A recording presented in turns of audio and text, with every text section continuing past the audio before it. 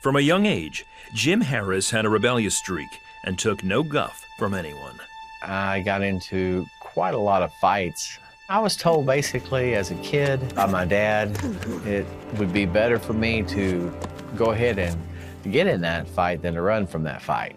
I had no tolerance for anybody to want to pick on me or, say something to me I didn't like.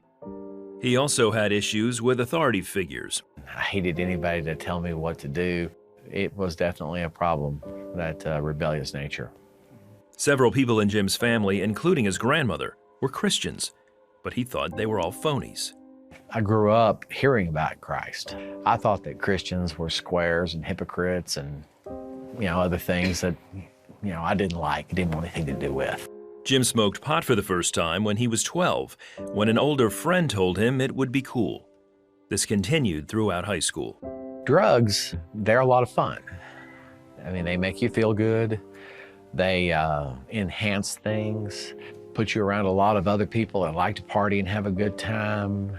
Now, when you start to try to get off of them, that's when you realize that they've got hooks in you. Jim joined the Navy after graduation, but received a medical discharge when he was injured not long after enlisting. He returned to Texas, but with no skills, no job prospects, and no purpose in life, Jim turned to drugs again, working his way up to meth and heroin. He began dealing, and soon it was consuming his life. I was a smart junkie.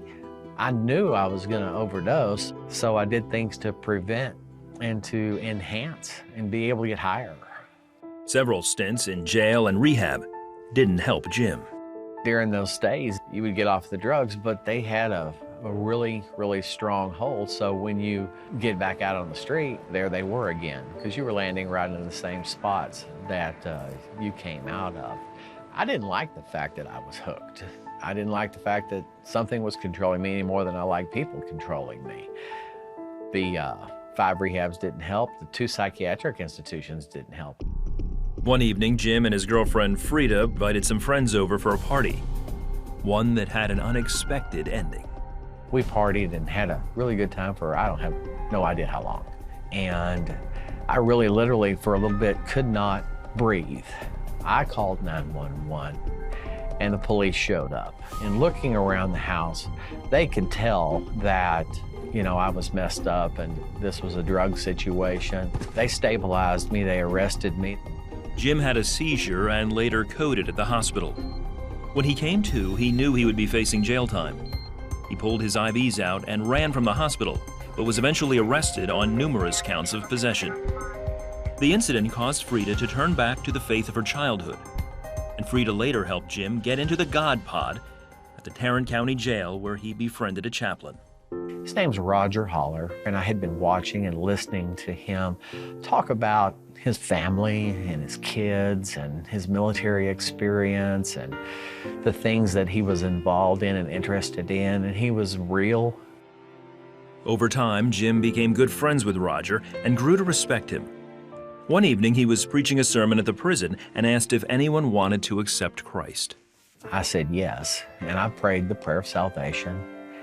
And a bunch of the other guys gathered around me and they laid hands on me and prayed for me. It was like I blushed from the top of my head all the way down to the bottoms of my feet, and it was a sustained heat.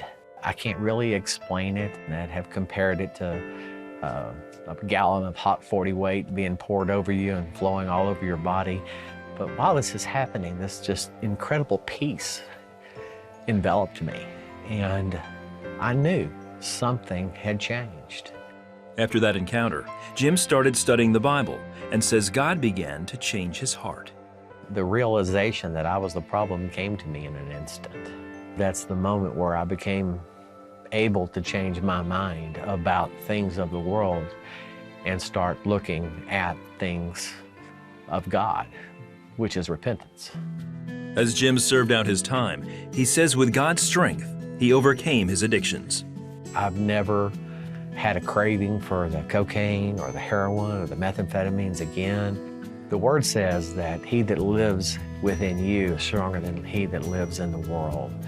And it also says that you can do all things through Christ who strengthens you. And I stand on those types of promises because I believe that's what set me completely free. After Jim was released, he and Frida married. He turned his interest in radio-controlled aircrafts into a ministry called Fly Right Ministries. Today, he travels to prisons throughout Mississippi and Alabama, spreading the good news of the gospel. I impact people that I don't know because God lives in me. And people notice, especially when you're out with a microphone in your hand, telling them how good God really is and how bad I really was and what a difference He's really made. It's not just a story. It's not a fairy tale. It's real.